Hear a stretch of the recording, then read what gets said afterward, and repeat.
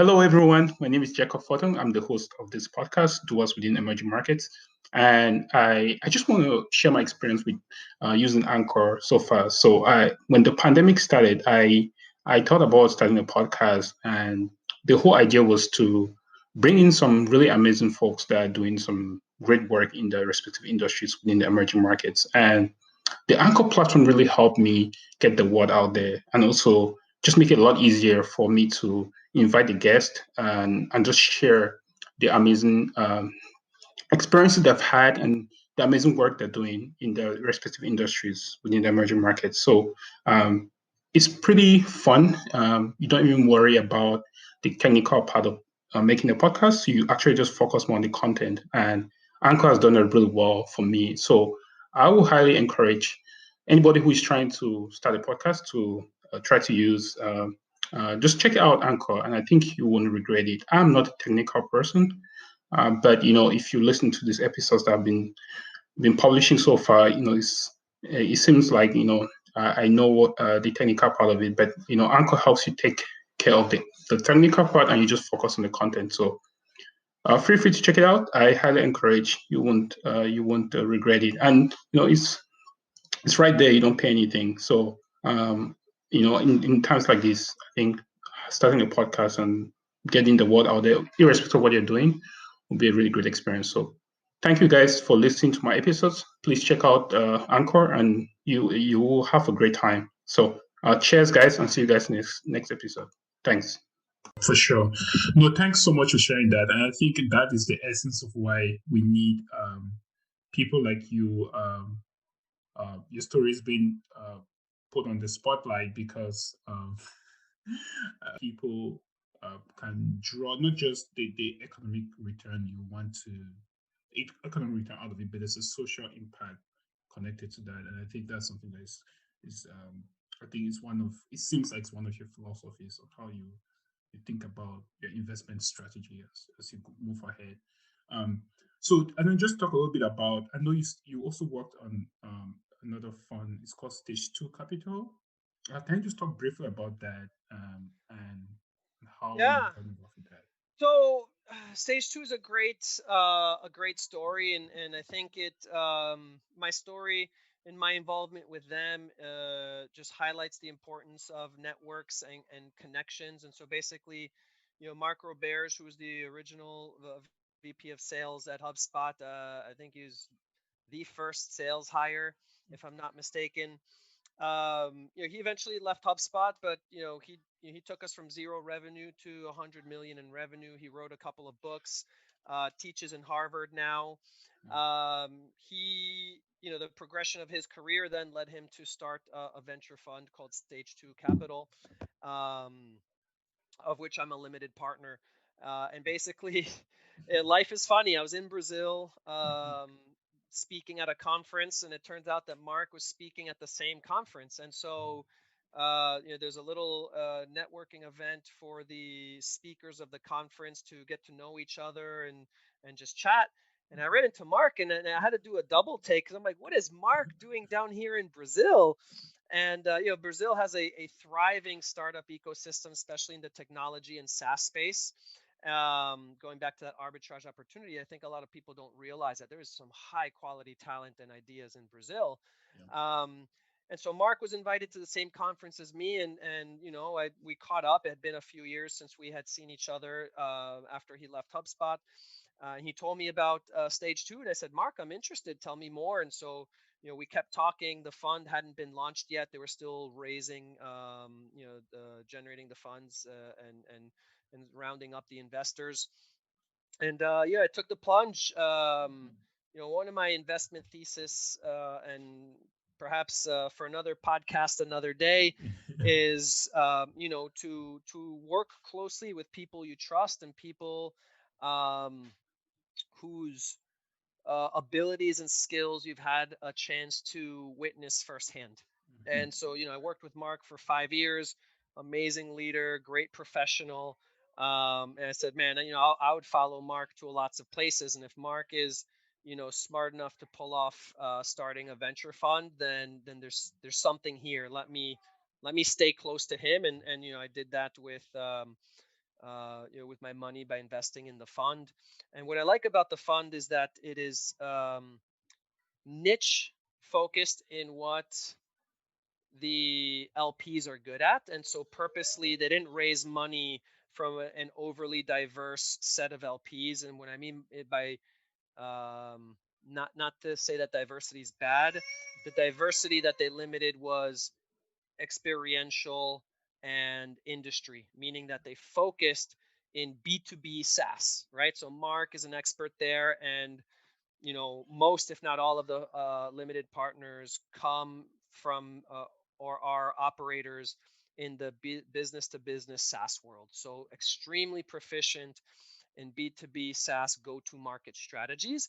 And the value add of that fund to startups is exactly that, right? So a lot of funds. I think there's been a lot of dilution in venture capital in recent years. Access to capital has never been easier.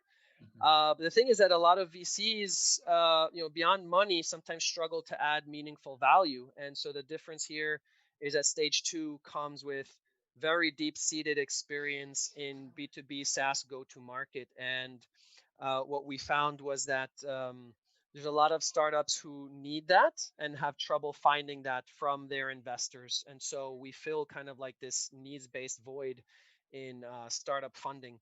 And so far, it's been extremely successful. We've added a lot of value to our portfolio. We've had a bunch of up rounds.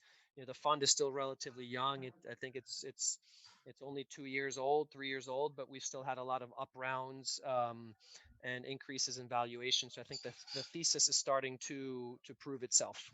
Yourself. Yeah, man, that's beautiful. And I think just beyond the premise of most VCs, the challenge is like, how do you make sure that you can optimize the success rate of the entrepreneurs? But it sounds like you guys have figured that out very early on, and it's just inspirational and beautiful.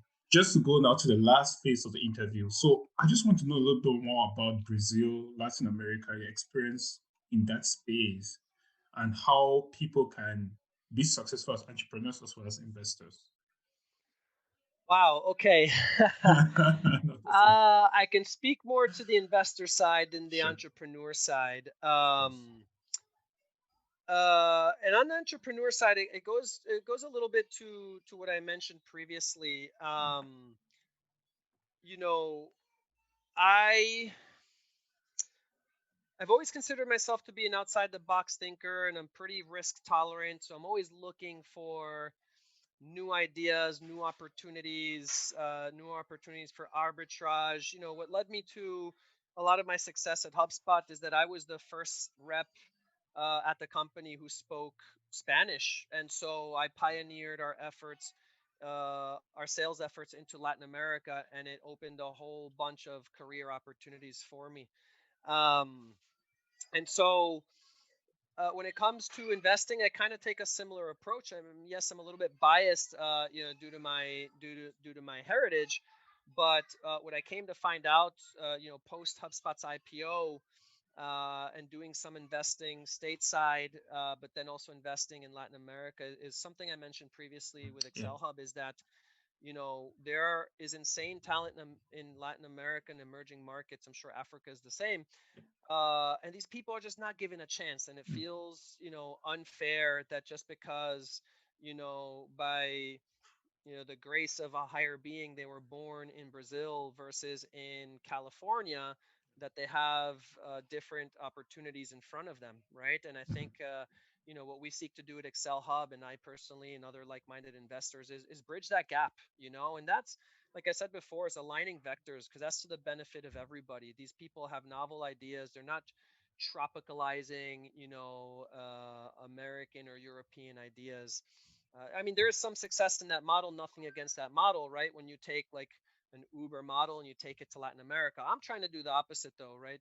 I want to invest in these novel ideas that come from emerging markets that are just as easily applicable in the US, just that no one's done it before. And being that bridge, just being that conduit to help, these really smart people from our markets, from our corners of the world, get to more mature markets with more cash available, gain traction and be successful. And that feels amazing, especially a lot of these startups that we're helping to jump to the US, they don't leave Latin America. A lot of them, their operational base remains in Latin America. America. Yeah. Again, business wise, that's another arbitrage opportunity, right? So, like, I invested recently in a company based out of Argentina with about 100 global headcount, and their burn rate is about 50K a month. Like, Wow. that's laughable. In the Yeah. US, 50K, that gets you one SDR. Like, Yes. literally, if they tried to rebuild that operation in the United States, their Mm-hmm. burn rate would be easily 10x higher, Mm-hmm. right? And Mm-hmm. so, amazing cost arbitrage. But what does that also mean? We're employing people in our economies, in our countries, right? Like, we're creating jobs like where we're from. We're not just creating more jobs in the US. Not that creating jobs in the US is bad, and some are actually being created here because, again, as these companies jump over, they're creating both jobs back in Latin America and in the US, right? So it makes me feel great. And at the Yeah. same time, I don't have to feel like, I'm sacrificing the ability to provide for my family or to further my mission of setting up future generations of my family to have better opportunities. For sure, for sure. I mean, last two questions. So one is, as successful as you are, what is the advice you give to others, up and coming young Latinos, Latinx, African Americans, Africans who are trying to get into the VC space, who are trying to look at opportunities in Latin America in general to be, to start a company, an early stage company? What's the thing, like the mindset they should have, um, while they get into this space? So there's a few, right? I would say first, and this is funny because I learned this from scaling our operations here for Latin America, and I've done hundreds and hundreds of interviews for sales executive and SDRs throughout the years. And a lot of those interviews, the candidate will ask me, like, what will make me stand out or what will make me successful? And I always say coachability. That Mm-hmm. applies to everything. Even now that I'm spending more time mentoring and advising startups, the ones that I see gain more traction and are more successful is they're coachable. Okay. What does coachable mean, right? I feel like that could be defined differently by a lot of people. So I'll share my personal definition. One is a genuine hunger to learn and always see new ways of solving old problems, or seeing a challenge and being able to reframe it as an opportunity. Okay. Two, it's allowing yourself to be taught. So I have met people in the past who had, or at least espoused, a hunger to learn, but when it came moment to teach them new things or new skills or new perspectives, they had a difficulty allowing themselves to be taught, either by ego or what have you not. And the third component is being able to apply the learning. So not only do you have to be hungry to learn, not only do you have to allow yourself to be taught, you then have to have the ability to apply those learnings successfully. So those three things combined for me is what equates coachability. Okay. Yeah. And that applies to everybody, and I try to apply it to myself as well, and always reminding myself to stay humble and to take a beginner's mindset, even to problems that I think I know the solution, is not assume that I know the solution. Stay stay innocent and try to appreciate new perspectives. Yes. So that Awesome. was one, and the other one I would say is networking, right? So one thing, based on my LinkedIn profile, which I think is how you found me and how we connected. I'm grateful we have.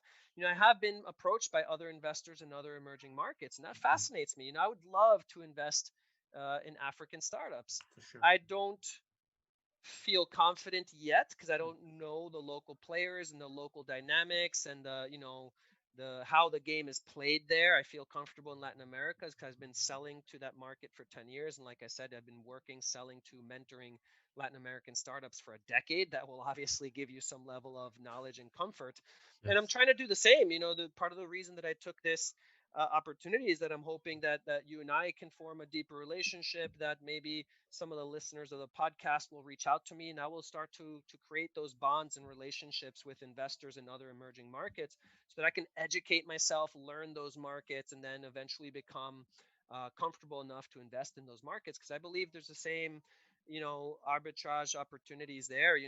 There's a win-win opportunity, to help African startups survive, and not only survive but thrive, and then expand globally, lift those communities, and at the same time, still be able to call it a day job, right, and make money from it, so that I don't have to go, work at a corporation. For sure, for sure. I mean, that's the essence of this podcast: to network, to share your story, but at the same time, to take whatever you're working on to the next level. And I think I would love to have you in Africa. I think there's a lot going on there. And we Uh, can yes.